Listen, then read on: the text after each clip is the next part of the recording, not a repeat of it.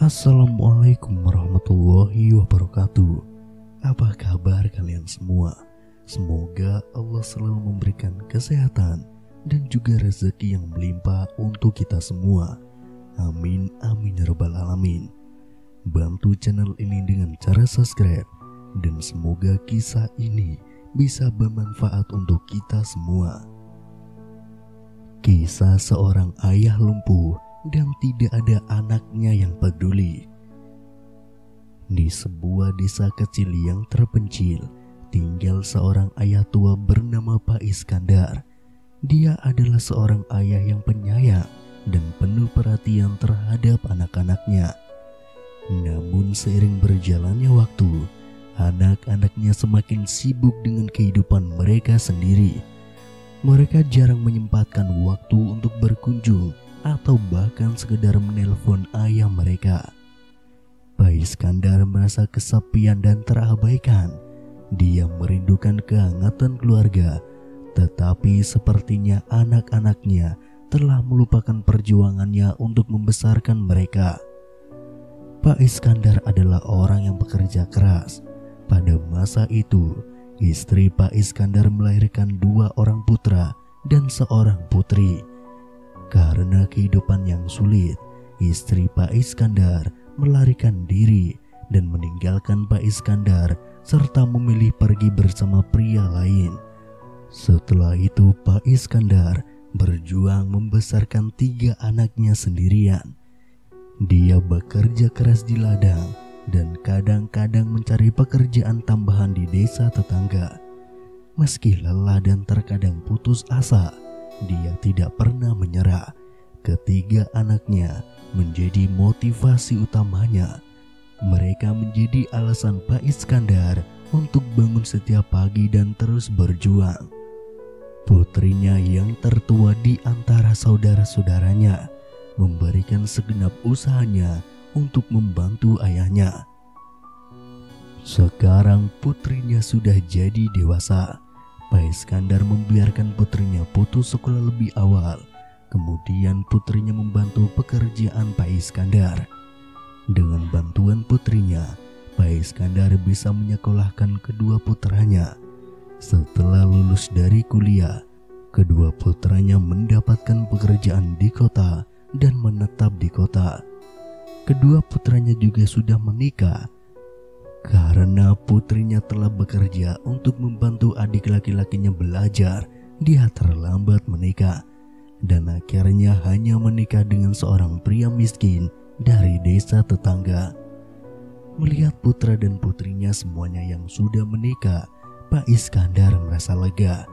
Karena dia tidak mau mengganggu anak-anaknya, dia memilih untuk tinggal sendirian di rumah lamanya di pedesaan.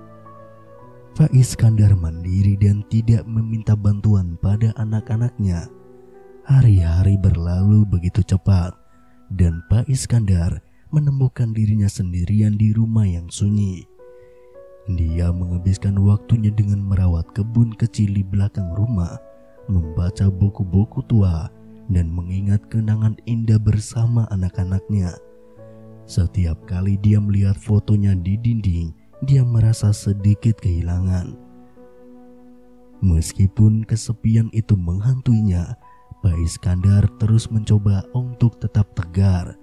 Dia tahu bahwa anak-anaknya memiliki tanggung jawab mereka sendiri sekarang, dan dia tidak ingin menjadi beban bagi mereka. Namun di lubuk hatinya, dia merindukan kehangatan keluarga yang dulu begitu erat. Anak-anaknya akan pulang mengunjunginya pada saat hari raya Idul Fitri. Dan Pak Iskandar juga merasa sangat bahagia. Tetapi seiring berjalannya waktu, Pak Iskandar semakin tua. Dia tidak bisa melakukan banyak hal sendiri, dan dia merasa semakin kesepian.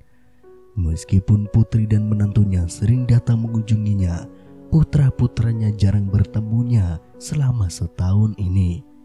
Pak Iskandar sangat merindukan mereka. Pak Iskandar ingin tinggal bersama putra-putranya, tetapi dia adalah orang tua yang tidak memiliki banyak uang. Dia tidak ingin membebani putra-putranya. Jadi meskipun Pak Iskandar merindukan putranya, dia tidak pernah mengatakannya. Pada saat itu, Pak Iskandar berangan-angan bahwa jika dia punya uang beberapa juta, dia dapat menggunakan uang ini untuk tinggal bersama putra-putranya. Secara tidak terduga, angan-angan Pak Iskandar menjadi kenyataan.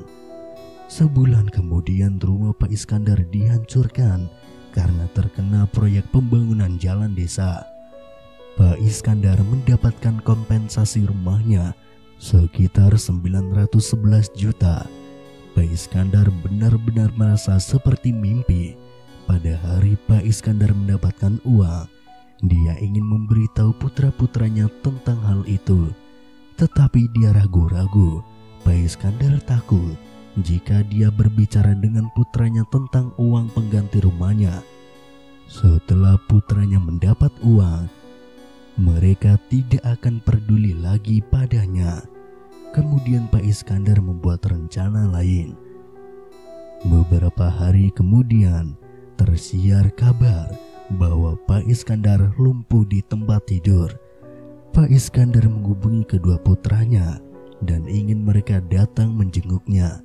Setelah putra-putranya datang, Pak Iskandar bertanya pada mereka tentang siapa yang akan merawatnya. Begitu Pak Iskandar selesai berbicara, kedua putranya saling memandang dan tidak berbicara. Kemudian putra tertua pergi dengan dalih bahwa dia memiliki sesuatu untuk diurus.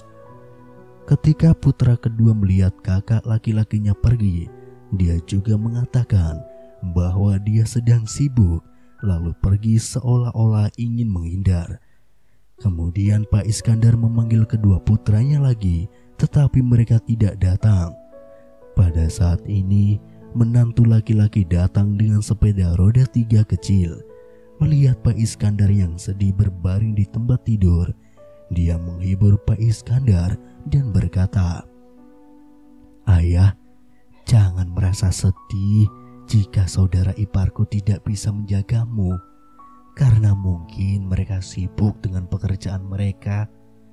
Tapi aku akan menjagamu, ayah.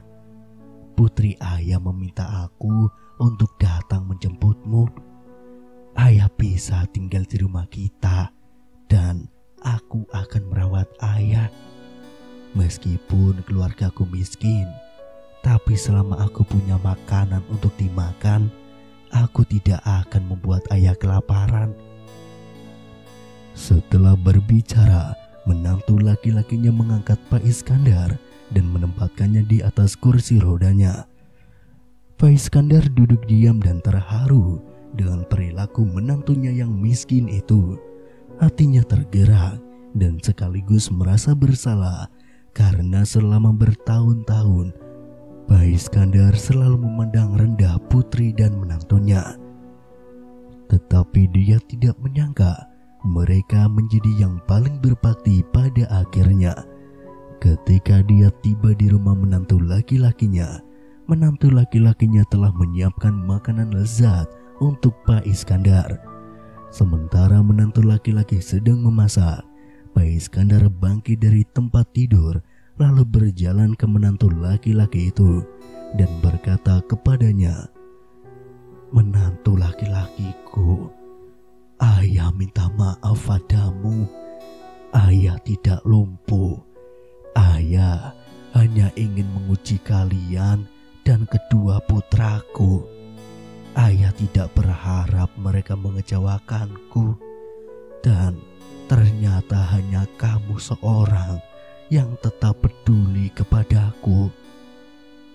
Setelah bicara, Pak Iskandar mengeluarkan buku tabungan dari saku jaketnya dan berkata pada menantunya, "Kamu ambil buku tabungan ini. Isinya 911 juta. Ambillah sebagian dan sisanya anggap itu sebagai uang pensiunku." Menantu laki-laki itu agak tercengang ketika melihat ini. Dia tidak mengambil buku tabungan dan berkata kepada Pak Iskandar, "Ayah, aku tidak ingin uang. Uang itu adalah milik ayah sendiri. Kita sebagai anak kan sudah sewajibnya untuk merawat ayah di hari tua. Kami akan hidup dengan kehidupan yang baik di masa depan."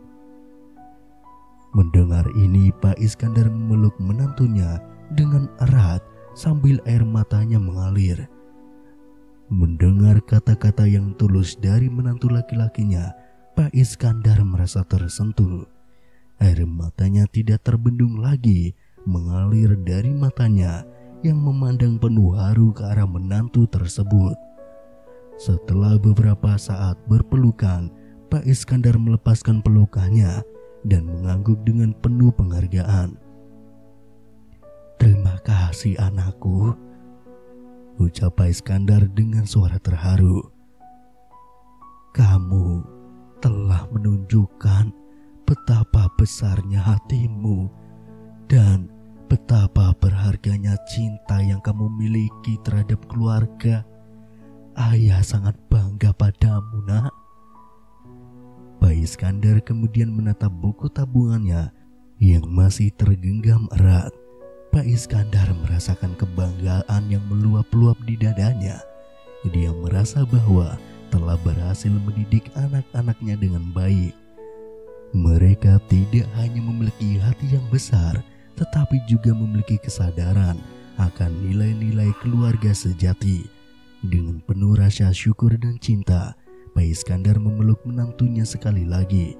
Air mata bahagia mengalir di wajah mereka berdua, menandakan kehangatan dan kebersamaan yang tidak tergantikan. Dari hari itu, hubungan antara Pak Iskandar dan menantunya semakin erat.